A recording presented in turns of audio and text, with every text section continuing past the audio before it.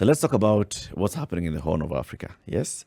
And we start with the issues in Somalia. So recently we saw what was happening in the month of April. There was all these back and forth and skirmishes, and is Somalia going to have an election? Is it not?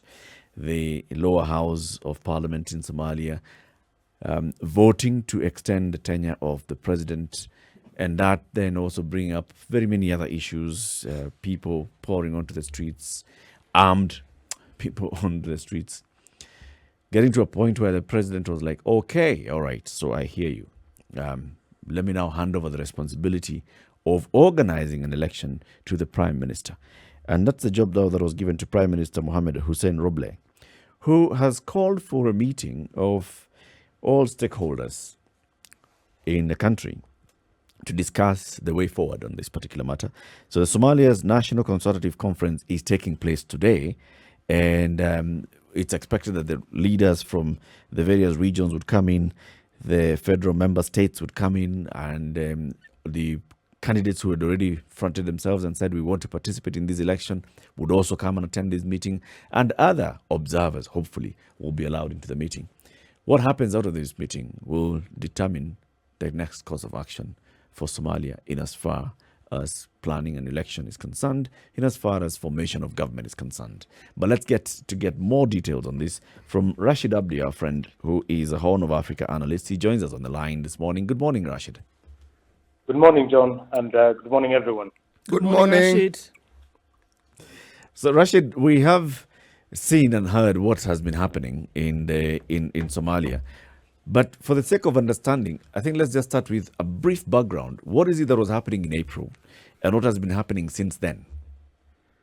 Yes, I think the Somalia normally has an electoral cycle every 4 years, and President Farmajo's term began in February 2017, and so by February this year, this term ought to have finished.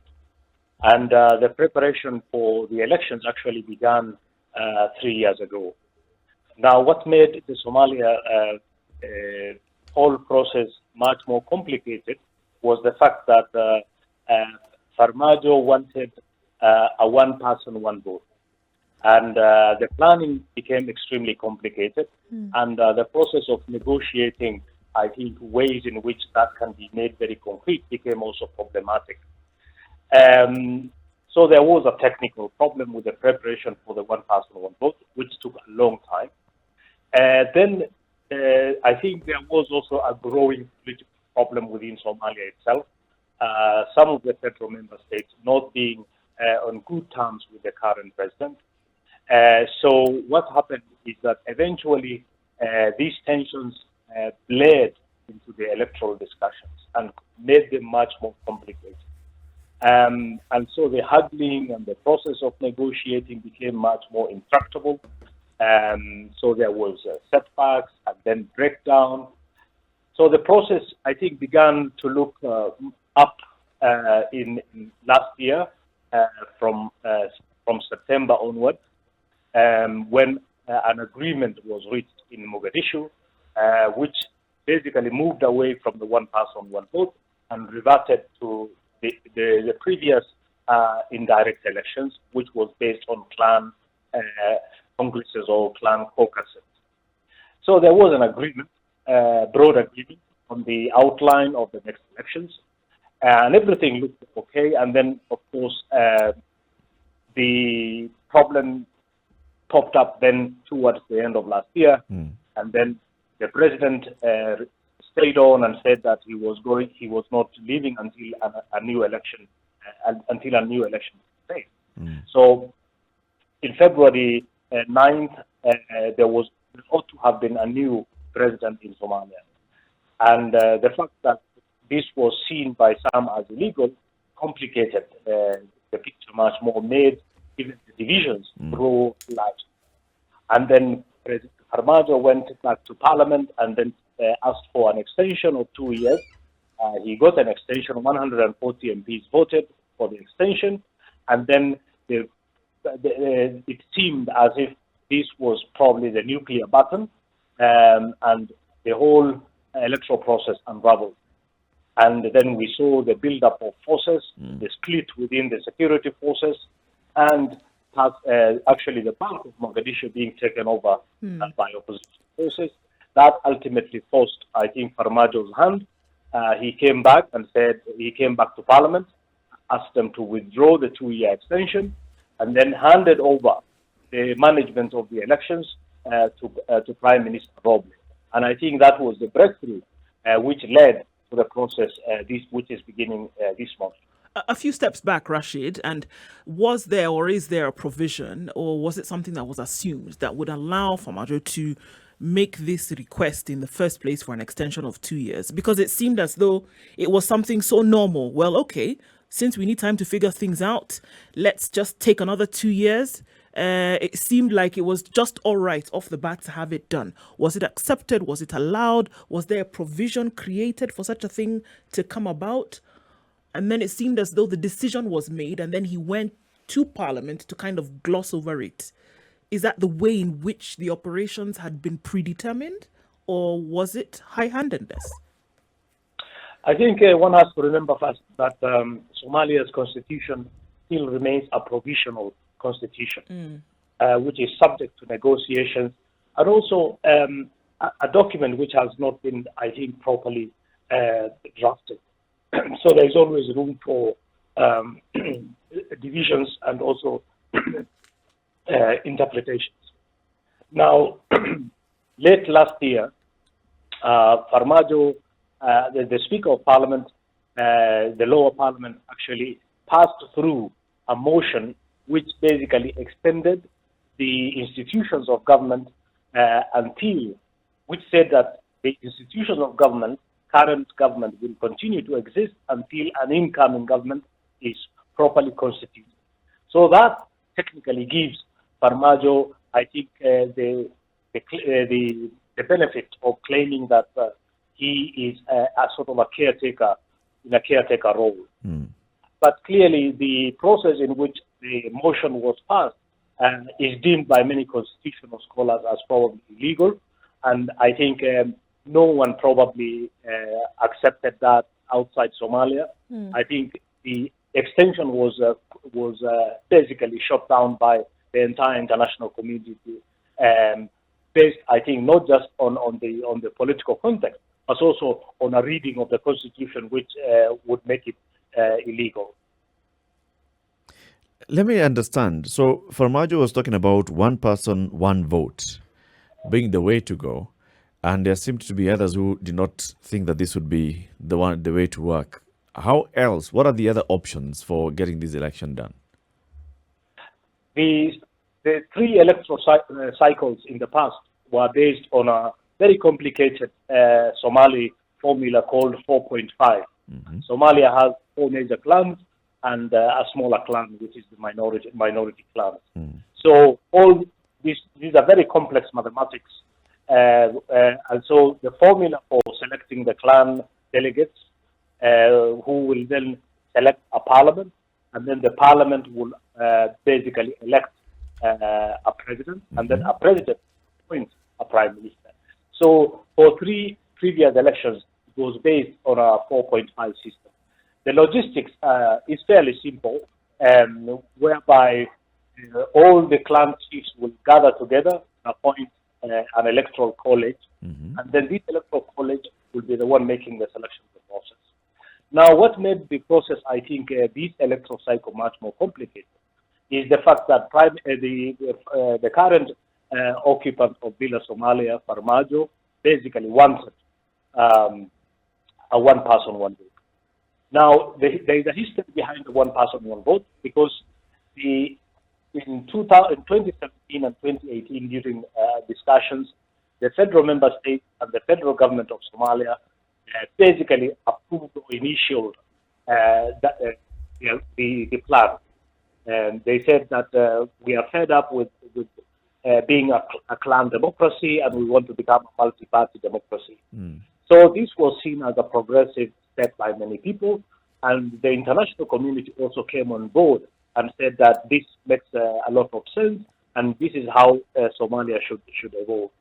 But I think it became very problematic, largely because to hold a one person, one vote, you first of all need to be functionally in charge of all parts of the country.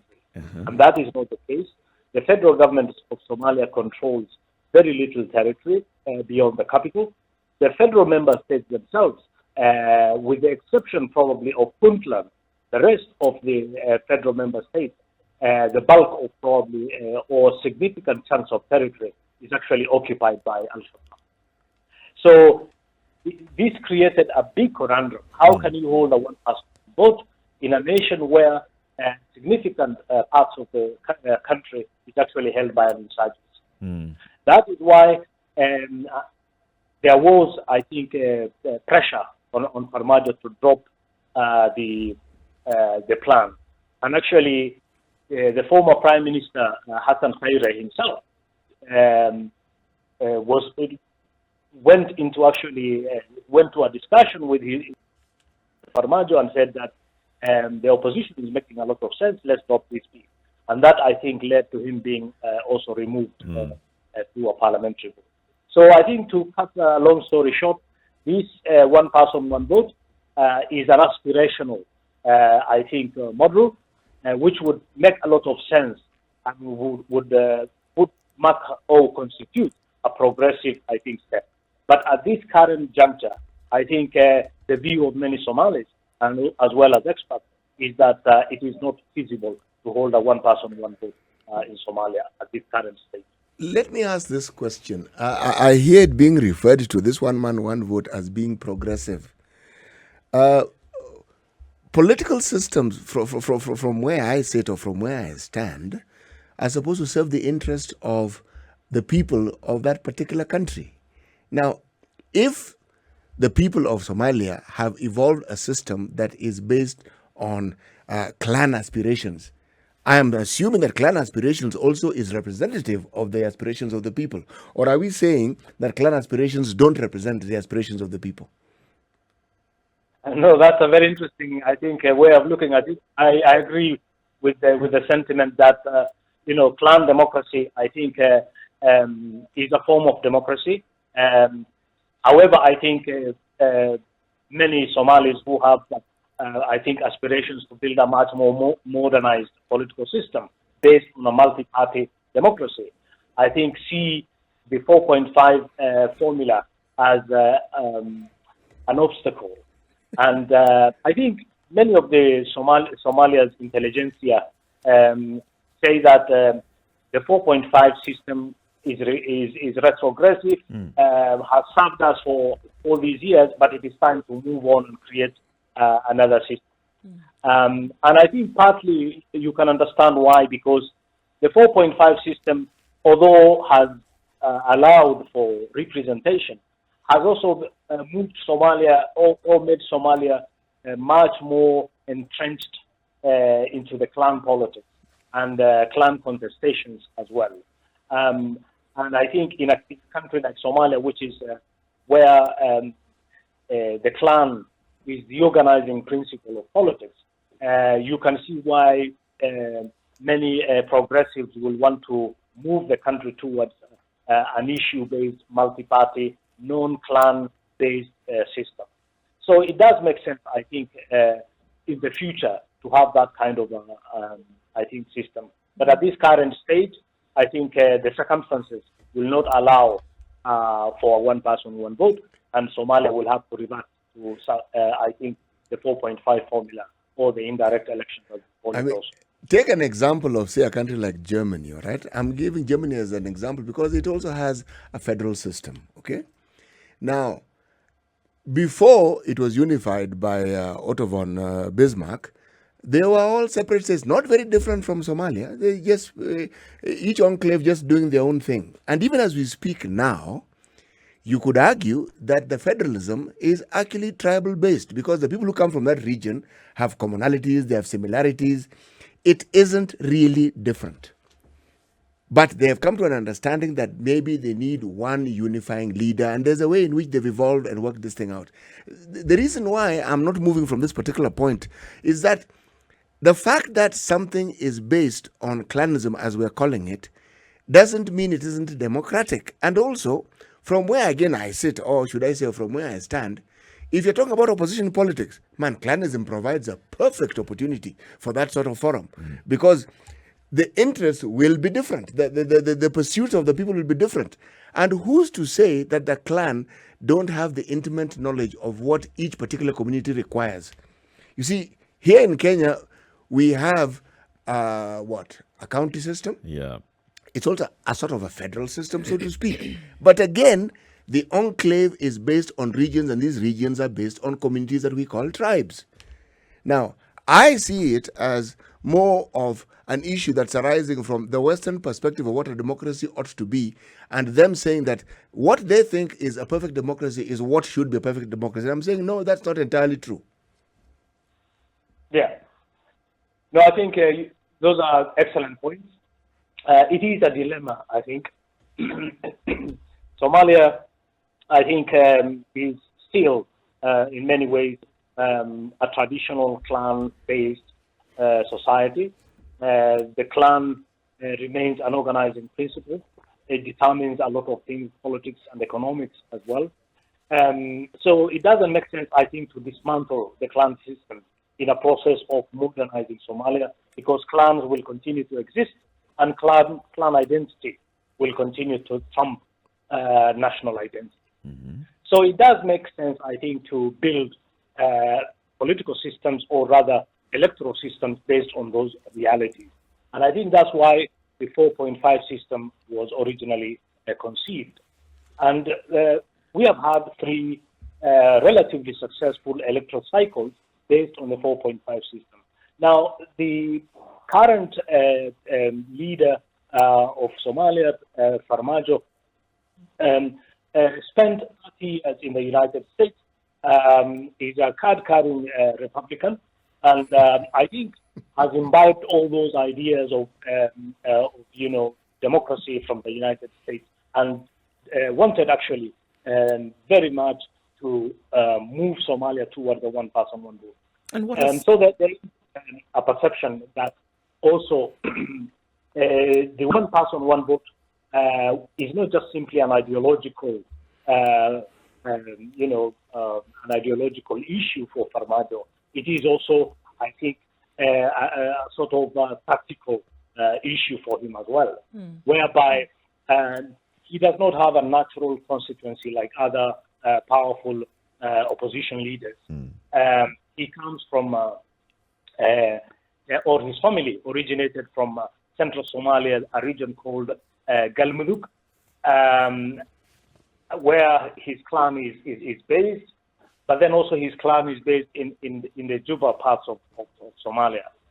So by creating, I think, or moving Somalia towards a one person, one vote, whereby electoral constituencies will be created, the expectation was that he could actually electorally gain from that. So I think there is a perception that this push by Farmajo for one person, one vote isn't just simply an issue of ideological commitment, but it is also a tactical issue for him. In other words, he actually undermines those traditional politicians like former President Sheikh Sharif and Hassan Sheikh, leaders who actually whose support is also largely based on their clan constituencies. So I think that inherent tension has not been resolved and continues to, I think, complicate the Somalia's electoral situation. But I think at this current stage, there is a broad agreement that one man, one person, one vote is not feasible. And Somalia should go back to the 4.5 system. Okay, so are we saying that it is not feasible at the moment because of the wrangles between government, quote unquote, in this case, and then opposition? Is it just from where you sit and what you see and how things have played out? The support clearly needs to come from opposition if that is the way it's going to be. Is it seen as a possibility for Somalia governance later to say that one person, one vote? And could it be seen that Farmajo would need more time to be able to convince people, and that is one of the reasons as to why he was asking for an extra 2 years to kind of get things in place? Is it possible that this is the push that he's actually going for? Absolutely, and I think that the point you made is quite crucial because it is the rationale on which Farmajo has based his quest for extending, his stay in Villa Somalia.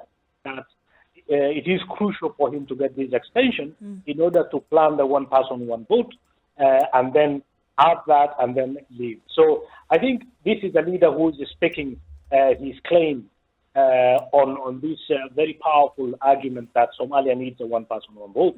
But I think the reality is that the one person, one vote is largely not possible. And for the simple reason that it is not possible to organize one person, one vote in territory which is held by Al-Shabaab.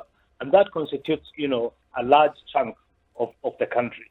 And if you had a fragmented electoral, landscape in which you hold one person, one vote in a government-controlled area, and then talk about 4.5 in areas not controlled by the state, then I think that also creates its own complexity. So I think there is nobody who is opposed to one person, one vote in Somalia. People say that we all want universal suffrage because that's what our neighbor Kenya, and other countries are following, and even from an ordinary person's perspective, people want to, cast their vote because this is the traditional, quintessential way in which you express your democratic rights. So I think there is an overwhelming support for the one person, one vote. But people are saying that at this current stage, that is inconceivable. So let's create a government quickly using this old system, and then that new government, which will be in power for the next 4 years, should actually properly plan. I think I also want to remind the audience that the problem has not also been wrangling between the political parties and the political factions. I think the bigger problem has been the ineptitude of the National Electoral Council or Commission of Somalia. And I think this commission has been in power for the last 4 years. It had 3 years to plan a proper one person, one vote, or actually recommend to the president that this is conceivable. They took too long.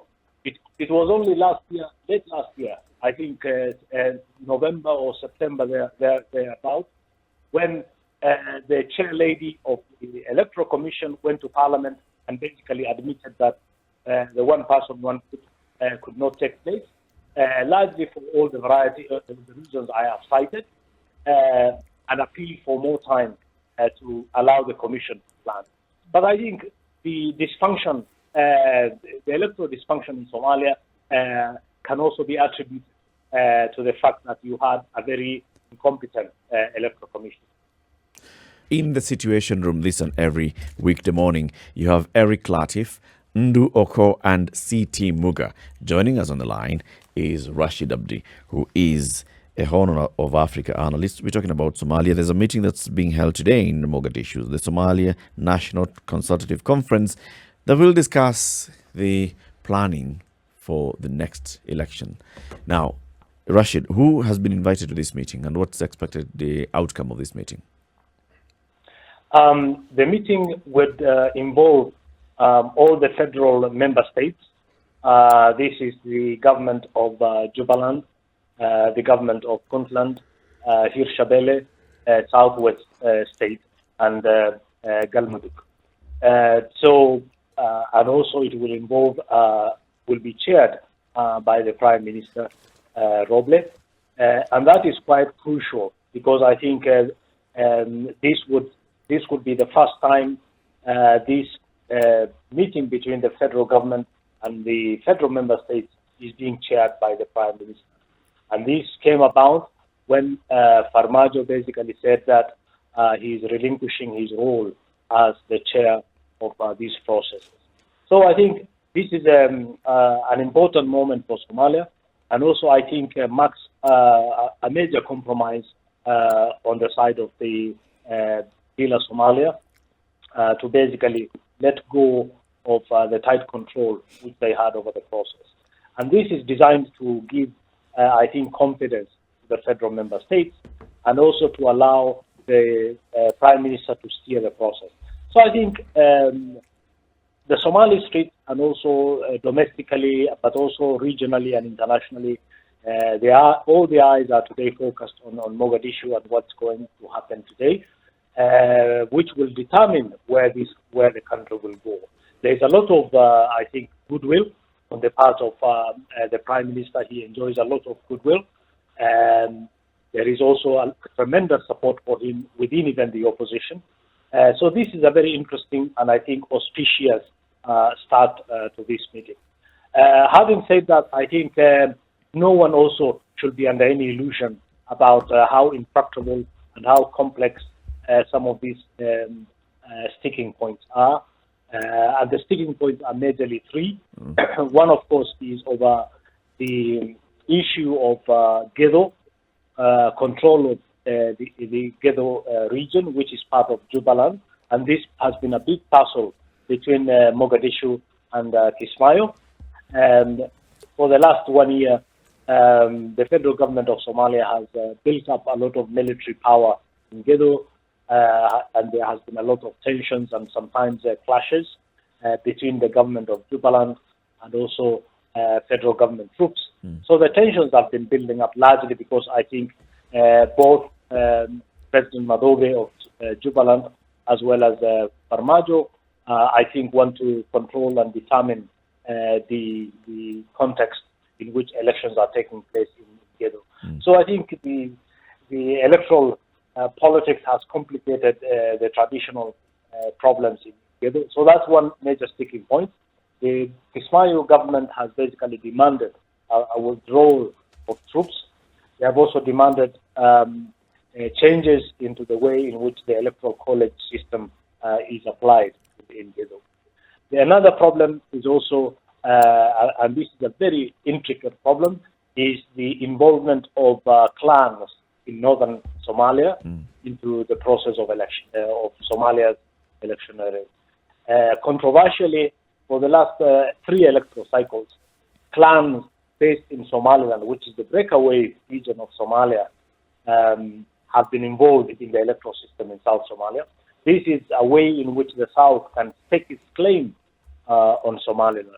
I don't want to complicate the story much more, but just to say that the electoral college system in Somaliland and the competition between the various actors for the control of that process is also very intractable and has been part of the reason why it has complicated the electoral negotiations. Now, under the current, I think, laws, the Speaker of the Upper House, Abdi is the one, as the senior-most leader of Somalia, is the one who constitutionally is mandated to be the lead person who is involved in selecting and the clan college, the Somaliland colleges. Farmajo basically went and said, no, it is the role of the federal government of Somalia to control that process. So that has also complicated.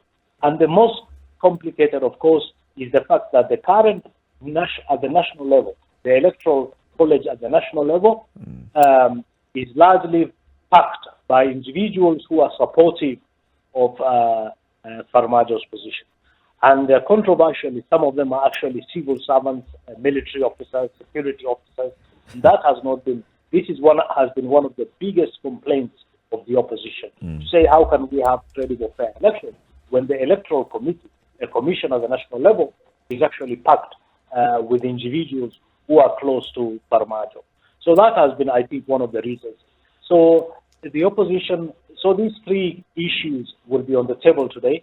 A change in the electoral commissions at both national but also constituency level. A change, or rather a settlement of the issue of Gedo, but also the other issue of Somaliland. So all these complicated issues will be on the table today. But I think the meeting specifically this morning would largely be icebreaker, where all these leaders will come together, have a cup of tea and in a room, and then get to know each other and talk again. And so they don't. Yeah. And so we will get to the nitty-gritty, I think, in the coming few days. Okay. Everybody's coming to the table with a full hand, though, Rashid, and everybody already knows what they want to play. So, in terms of negotiations, how far-reaching do you think these negotiations will have an impact if everybody already? I mean, like you say, there's a game being played here. Everybody has a full hand, and it seems as though nobody's going to be willing to bend, just from what we've seen already. Yeah. So, how is that looking then in terms of reaching consensus for governance? Yeah. No, I think it is impossible to understate the complexity of the problem we are now faced with. The issues are very complex, as I have just highlighted. However, I think there is also tremendous pressure from the Somali public and also internationally that this is probably the last chance for Somalia, and they ought to find a settlement. And so I think that has created a huge momentum for some kind of a resolution. I think definitely the regional leaders and also the Prime Minister Roble, the sense I have is that if there is no meddling from the Farmajo camp, the prospects for finding a settlement is actually very good. However, if the Prime Minister is somehow interfered with or not given enough latitude to lead or shepherd this process to conclusion, then the prospect for complication is real. At the moment, I think Villa Somalia is under a lot of pressure not to meddle in this process. In other words, to disengage completely from this process, in order to give it integrity, but also to allow other actors to have confidence in that process. If, as some people allege, the Prime Minister somehow is compromised at some stage in these negotiations and veers towards the Farmajo camp, then that could complicate the process. But at this stage, I think everybody is giving the Prime Minister the benefit of the doubt, and he has, I think, garnered tremendous political capital and prestige, which will be enough for him, I think, to find a settlement. So to go back to your question, I think the pressure is such that a deal has to be made within the course of these coming few weeks. If you look at that region that we once referred to just plainly as Somali or Somalia, you have Puntland, you have Somaliland, then you have the federal states. If you were to ask an ordinary citizen and speak anecdotally, do you think that the indigenous people of this particular region would prefer a unified Somalia where everyone is included, or do you think that this fragmented state that we now see is something that is actually preferred by them? I'm not talking about politicians here. I'm talking about the Mwananchi. Yeah. No, that's a very good question, but also a very difficult question to answer. We don't have, I think, a credible polling system in Somalia. There isn't a polling agency. So I think finding out public opinion is extremely difficult. But Somalia has evolved politically from, I think, a very unified centralized state to a broad consensus on a federal system. The federal system is still work in progress. It hasn't been finished.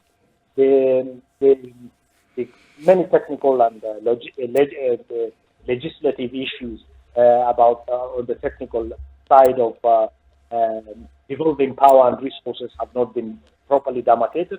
Now, if you compare that to the Kenyan system, the Kenyan devolution system was preceded by a political settlement, a constitutional process in which everything was sort of hammered down to the nitty-gritty. Now, that has not happened in Somalia. It is the other way around. The constitution itself has not been finished. So the expectation was that the federal system would actually be part of the state-building process and lead to a negotiated settlement. And I think that has become extremely complicated.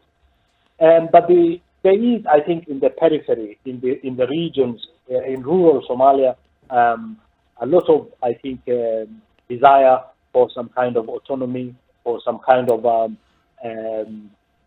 self-rule. But also at the same time, Somalis are very patriotic and they love, a strong, unified state, which has its own decentralized. So I think the future would be some kind of a strong federal system with a weak center, but at the same time, a very functional, competent, strong state. That, I think, is the way in which majority of Somalis would want to see their country evolve towards. And that is not very different in a way from the way in which we Kenyans also see the future of our country as probably a democratic, decentralized state with a very powerful, I think, parliamentary system of government. All right, so there's frosty relations then if you're looking at Somalia now, as a country and Kenya as a country. Frosty relations between the two. There's the issue of the maritime dispute at the International Court. There's the recalling of ambassadors back and forth. There's the non-recalling then or non-reinstitution of ambassadors even after the tiff is said to have dissipated. What is going on? I wish I knew what's going on. But yes, you're right. There has been, I think, a growing sense of crisis within in bilateral relations between Kenya and Somalia. This has been going on for some time now. The maritime dispute, which you just alluded to, I think is just one of the complicating factors. We also have tensions on the border region in Gedo. There is also big differences between Mogadishu and Nairobi on Jubaland. There is also, I think, a big difference on other regional and geopolitical issues, because we have seen also Somalia pivot towards Eritrea and Ethiopia and to build this trilateral Horn Alliance, which is being seen as a counterweight to the East African community and so on. So these tensions, I think, the maritime dispute is simply one of those factors that have aggravated these tensions. The court process itself, I think, continues, despite the fact that you also have had, I think, a lot of unclarified reports of, secret negotiations. Clearly, I think the maritime dispute at this stage the court process has become a bit difficult to read, whether it will be settled in a court or whether the court will suggest further arbitration. So there's no clarity yet. And the view of Nairobi, of course, is that we need a negotiated settlement in the interest of our future relations. A part of Somalia's political elite also believes that there has to be some kind of a post-court settlement. But I think it is extremely difficult for current Somali holders of either opposition position in the opposition camp, or even as cabinet ministers, or in the side of the federal government of Somalia. It is extremely difficult if you are a Somali leader to come out publicly and endorse a position of negotiated settlement. Because such is the ferment which has been created by the Farmajo administration in the last, I think, few years, and furore over the electoral dispute. It's no longer a resource crisis or dispute. It is actually in many ways a contest of sovereignty. And once you make this a sovereignty battle, I think you make it extremely difficult to allow politicians room for navigation. Everybody who supports a position of negotiated settlement can easily be framed as a traitor or as a sellout. So this explains why I think it has become a hugely combustible problem. But I think looking at the future, there's no doubt that Somalia and Kenya have more in common than any other of the Horn states.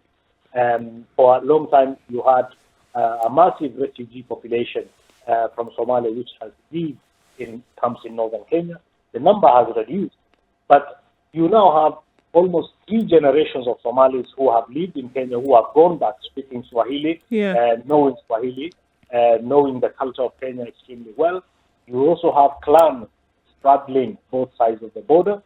Even during times of great tensions, we had a situation where nomads who cannot feed their livestock in the Juba will come to the Tana River, and vice versa in terms of drought. So this was a soft border, and that has changed to some extent. But these two countries are so much intertwined. And also just to mention the ways in which large numbers of Somali business people have come and settled in Kenya, built successful businesses. Somali elections is actually decided in Nairobi. All the electioneering and the horse trading happens at posh restaurants in Nairobi and not in the issue. So these are two countries that are very, very closely tied to one another. I can't see how that process can be disrupted easily. So I think in the future, I suspect that this government in Kenya and Somalia, future government, will somehow come to broadly agree a way of settling their differences. So in other words, what I'm saying is I am very optimistic about the future of Kenya-Somalia relations than I am about actually Kenya's relation with other regional states. There's a lot that's happening in the region as well. There is the issue of Ethiopia. What's the latest, especially in the Tigray region? So we saw there's a conflict. Then there was what the Prime Minister declared a victory. Then we've still been seeing international news here talking about operations and sweeping operations that are still taking place there. What's the latest from that region? I think basically a stalemate. In other words, the government of Ethiopia has tried to control Tigray, but that has not happened. The fighting is still going on in various pockets of Tigray. There is an insurgency which is now growing actually stronger. The Ethiopian military, I think, has been unable to completely destroy and dismantle the Tigrayan People's Liberation Front. So the Eritreans are also controlling large parts of the country, and that has complicated, of course, the situation. But broadly, I think there is a grinding stalemate. There is a huge humanitarian crisis.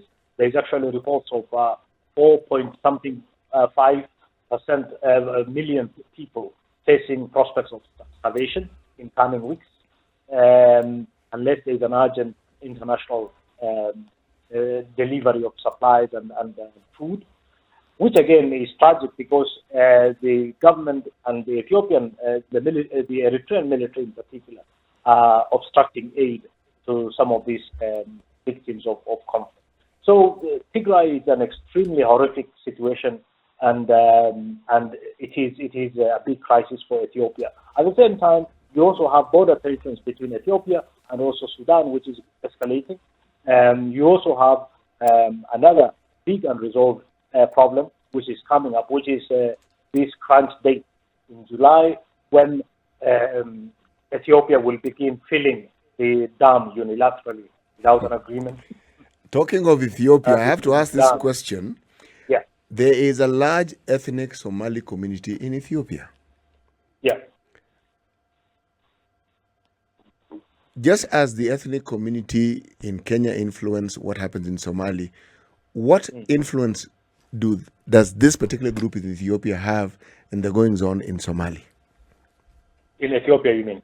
No, they are in Ethiopia, they are Somalis. Oh, what yeah. influence do they have in what happens Somalia. in Somalia? I think one of the interesting things is that we now have the entire whole in a process of decentralization. The process of decentralization in Ethiopia actually predates the one in Kenya. So in the early 90s, Ethiopia evolved a sort of ethnic federal system in which ethnic nationalities would actually take control of their regions and then build a sort of statelet, which is democratic. And then Ethiopia will be tied together loosely by a sort of a not too strong center. So that was, I think, the philosophical foundation of the current Ethiopian state. But that system has not functioned very well. So you have, I think, tensions that eventually led to the removal of the EPRDF, or the elections, or the appointment of the current prime minister. Okay. But to go back to your question, the Somali nation is divided into multiple, or is scattered throughout these states. So Yes. you have the northeastern Kenya, which is dominated by Somalis. Then you have the Ogaden region, which is dominated by Somalis. I think historically, when you had a Somalia state, that was redemptive. In other words, believing that one day it ought to bring together all the scattered parts of Somalia together into a grand Somali state. When those ideas were very powerful and there, especially during Barre's time, yes, there was a lot of, I think, influence and cross fertilization and so on. But I think pan-Somali nationalism has not died. But I don't think it is an active, stabilizing ideology influence currently, as it was in the years past. Rashid, thank you very much for joining us today and for giving us at least the lowdown of what's happening in Somalia and the region. We hope to catch up with you again soon after this meeting, and we now discuss the outcome of the meeting and then what the next steps for Somalia in their journey towards the next election. Thank you very much, Rashid. Thank you. Happy to be here. Thanks, Rashid. Thank you very much, sir. Thank you.